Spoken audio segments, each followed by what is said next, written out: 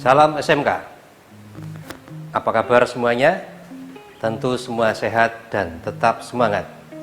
Sahabat TBSM, pertemuan kali ini kita membahas tentang perbaikan rem hidrolik. Sahabat TBSM, apa yang perlu kita lakukan apabila rem depan mengalami masalah? Rem kurang pakem, rem terasa lunak, berbunyi gesekan keras. Kalau terjadi demikian, ada beberapa yang perlu dilakukan. Cek kerja pengereman.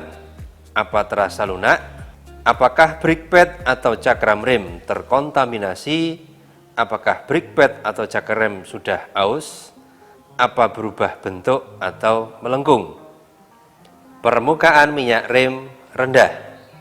Berbunyi kasar ketika pengereman. Apabila pada saat pemeriksaan ditemukan brake pad sudah tipis atau habis, berarti brake pad perlu diganti. Beberapa langkah atau cara penggantian brake pad. Dorong piston kaliper sepenuhnya ke dalam agar brake pad baru dapat dipasang. Setelah itu, dorong piston kaliper sepenuhnya ke dalam agar brake pad lama dapat dilepas. Keluarkan pin brake pad dari kaliper rem. Lepaskan O-ring dari pin brake pad.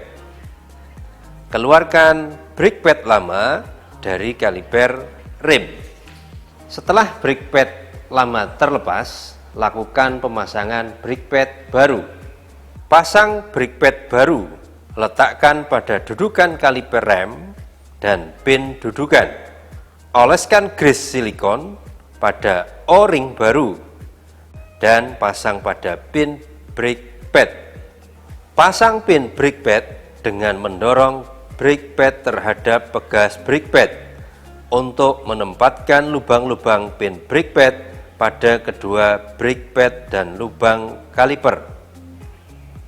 Kencangkan pin brake pad dengan kunci torsi sesuai spesifikasi. Hal-hal yang perlu diperhatikan, gantilah selalu brake pad secara berpasangan untuk memastikan tekanan cakram yang merata. Periksa cakram rem secara visual terhadap kerusakan atau retak-retak. Untuk mengetahui kondisi cakram, ukur tebal cakram rem pada beberapa titik. Jika kelengkungan melebihi batas servis, periksa semua bearing roda terhadap kelonggaran berlebihan dengan batas servis 0,3 mm.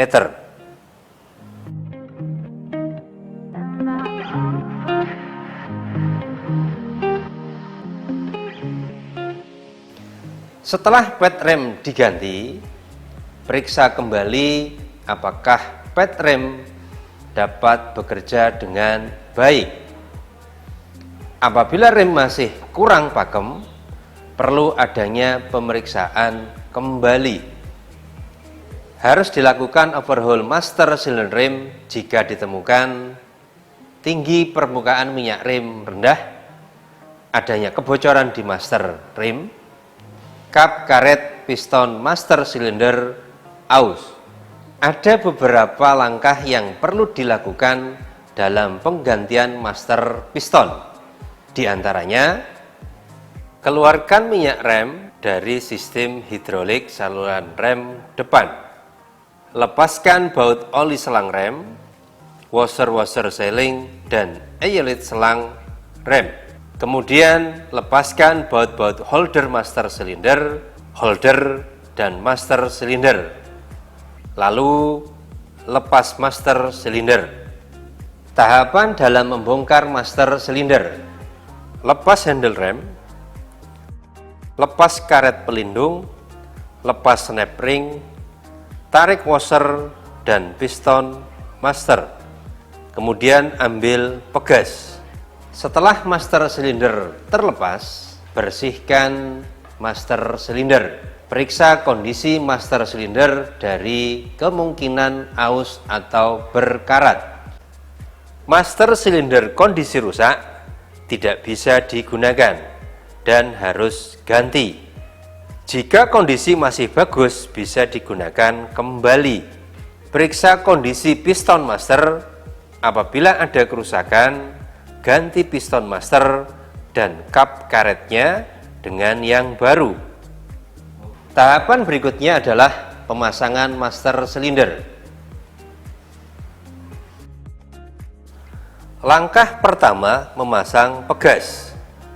Kemudian pemasangan piston master dan washer. Pasang snap ring dan pasang karet pelindung. Kemudian pasang handle rem.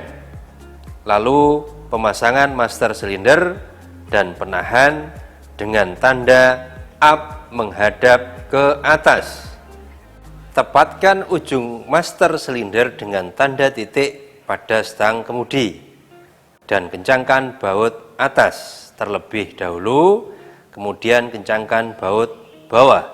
Hubungkan selang rem dengan baut oli dan washer seling baru. Tempatkan join selang rem pada stopper master silinder, kemudian kencangkan baut oli dengan torsi sesuai spesifikasi. Melakukan proses bleeding atau pembuangan udara. Proses bleeding ini bertujuan untuk membuang udara di dalam sistem hidrolik. Adapun tahapannya sebagai berikut. Buka tutup reservoir. Isi master silinder reservoir dengan minyak rem sesuai spesifikasi. Di sini kita menggunakan minyak DOT 3 atau DOT 4. Jangan dicampur. Hubungkan selang pembuangan pada katup pembuangan kaliper. Longgarkan katup pembuangan. Hubungkan alat brake bleeder pada katup pembuangan. Gunakan brake bleeder dan longgarkan katup pembuangan. Periksa tinggi permukaan minyak rem berulang kali pada saat membuang udara palsu. Hal ini untuk mencegah dipompanya udara ke dalam sistem. Setelah pembuangan udara palsu secara keseluruhan dilakukan, kencangkan katup pembuangan dengan torsi sesuai spesifikasi. Isi reservoir sampai ke tinggi permukaan teratas dengan minyak rem DOT 3 atau DOT 4. Pasang diafragma, plat diafragma, dan tutup reservoir. Kemudian kencangkan sekrup dengan torsi sesuai spesifikasi. Cek fungsi kerja pengereman harus pakem dan tidak ngempos.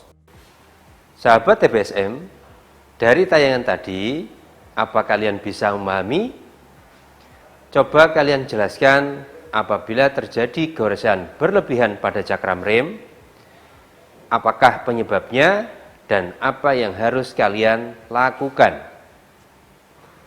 Sampai di sini dulu sahabat-sahabat TPSM. Semoga tayangan ini bermanfaat. Terus belajar dan berlatih. Tetap semangat, SMK bisa.